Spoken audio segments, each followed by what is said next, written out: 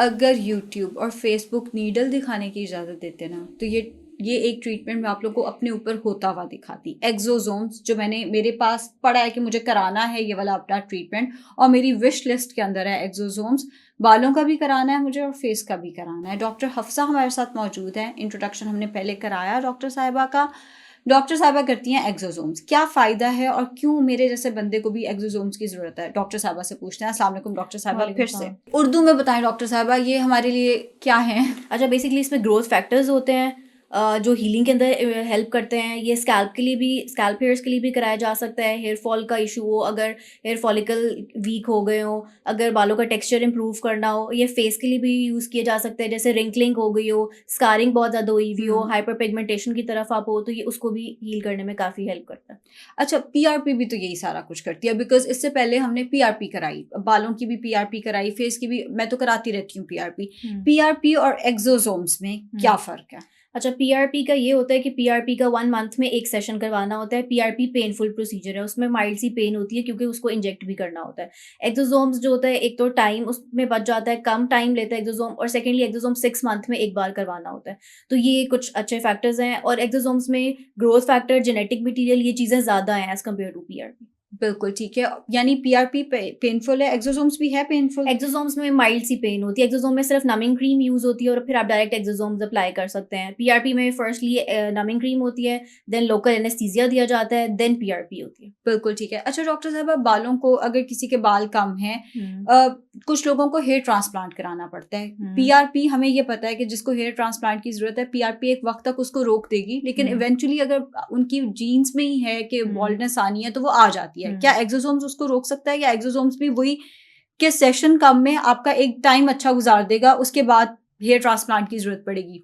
अच्छा, hair fall के अंदर बिल्कुल ये चीज़ें आती हैं, स्ट्रेस आता है, जेनेटिक फैक्टर्स आते हैं, विटामिन्स की डेफिशिएंसीज आती हैं, लेकिन एक्सोसोम्स बहुत हद तक जो है वो बेहतर है एज़ कम्पेयर टू पीआरपी, क्योंकि एक्सोसोम्स में बिलियंस ऑफ एक्सोसोम्स होते हैं, बिलियंस ऑफ ग्रोथ फैक्टर्स होते हैं जो स्कैल्प के लिए, स्कैल्प हेयर्स के लिए और स्किन के लिए इंपॉर्टेंट होते हैं। और आपने बात की कि अगर किसी की फेस पे पिगमेंटेशन हो गई है, छाइयाँ आ गई हैं, मिलाज़मा, जो स्पेशली खवातीन को होता है प्रेगनेंसी में, छाइयाँ पड़ जाती हैं चेहरे पे, यहाँ पे, यहाँ पे, यहाँ पे काला रंग हो जाता है, वो पूरी उम्र नहीं जाता। क्या एक्सोसोम्स उसको ठीक कर सकता है, बेहतर कर सकता है, या कुछ नहीं कर सकता? एक्सोसोम उसको बहुत बहुत हद तक बेहतर कर सकता है, बहुत ज़्यादा इंप्रूवमेंट आती है।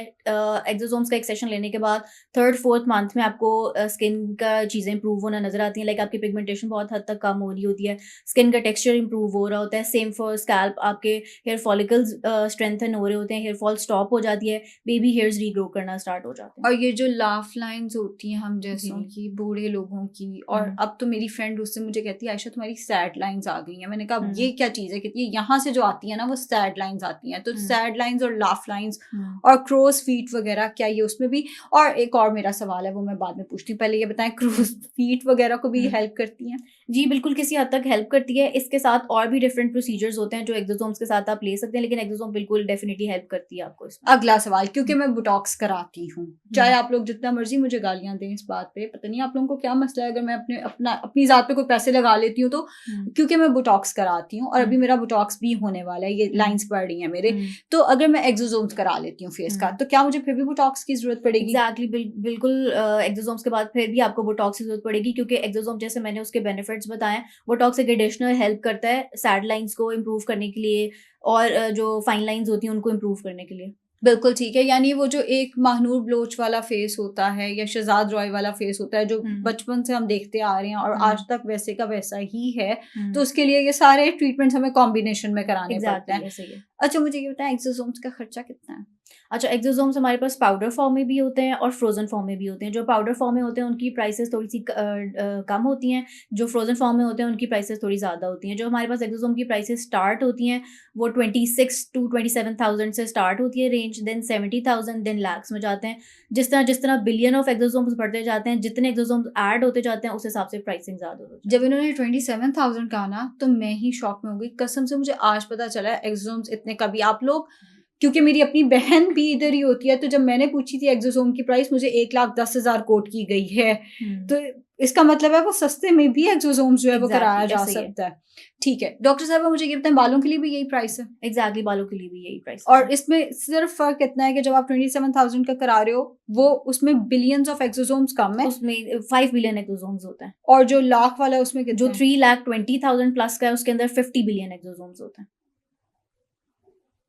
नो कमेंट्स, गरीब ही ठीक है। हम सस्ते वाला ही कराएंगे, नहीं मैं एक वाला ही कराऊंगी क्योंकि मुझे बताया गया कि वही बेहतर है मेरे लिए। डॉक्टर साहब कौन लोग ये नहीं करा सकते? ये हर तरह के पेशेंट्स करवा सकते हैं, इसमें कोई साइड इफेक्ट्स नहीं है, every patient can go with this procedure. और ये भी रिपीट कराना पड़ता है या ये परमानेंट है?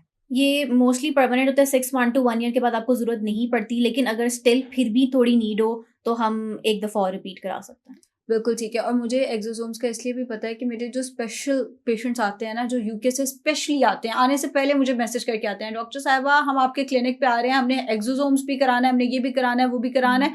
तो मुझे ज़्यादा इसलिए पता है कि बाहर का पेशेंट बहुत ज़्यादा आके कराता है, वहाँ पे शायद बहुत एक्सपेंसिव है ये। एग्जैक्टली, पाकिस्तान में तो ये चीज़ें बहुत टाइम नहीं हुआ, लेकिन बाहर पहले से हैं चीज़ें, तो वो लोग ज़्यादा वेल उनको ज़्यादा अच्छे से पता है इन चीज़ों के बारे में। और वो फिर हाँ, एक ये भी फैक्टर है कि वहाँ के पेशेंट्स को पता भी है, और सेकेंडली वहाँ पे वो बहुत चार्ज करते हैं। आई रिमेम्बर कैविटेशन का एक सेशन जो हम करते होते थे कोई 18,000 या 10,000 में, वहां पे कोई 1,00,000-1.5 रुपए का एक सेशन होता था। और इसी तरह एक्सोसोम्स और पीआरपी की, बल्कि मुझे मेरी एक और पेशेंट है वो करती है बाहर पीआरपी, वो खुद एस्थेटिशियन है, वो बाहर पीआरपी करती है। और उन्होंने जब मुझे प्राइसेस बताई मैंने कहा हम तो बहुत ही पाकिस्तान में उसको, तो क्या हम क्वालिटी में कॉम्प्रोमाइज कर रहे हैं?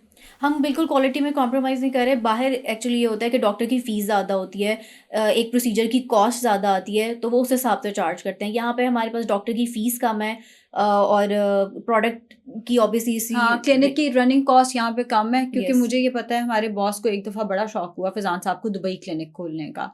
तो वो जब उन्होंने कॉस्ट कंपेयर की तो उन्होंने देखा कि यहाँ पे जो कॉस्ट है उसका आई बिलीव 4 टाइम ज़्यादा वहाँ पे चाहिए होता है रन करने के लिए सिर्फ क्लिनिक को।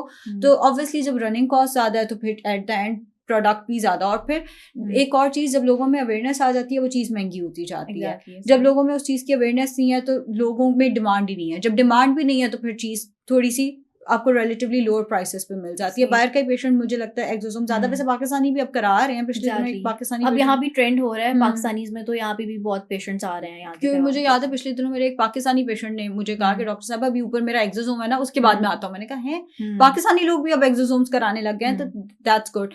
तो एक्सोसोम से रिलेटेड भी अगर कोई सवाल है पूछ ले नीचे कमेंट सेक्शन में, अगली दफा फिर डॉक्टर साहब को बिठाएंगे और सारे सवाल पूछेंगे उनसे। शुक्रिया बहुत बहुत।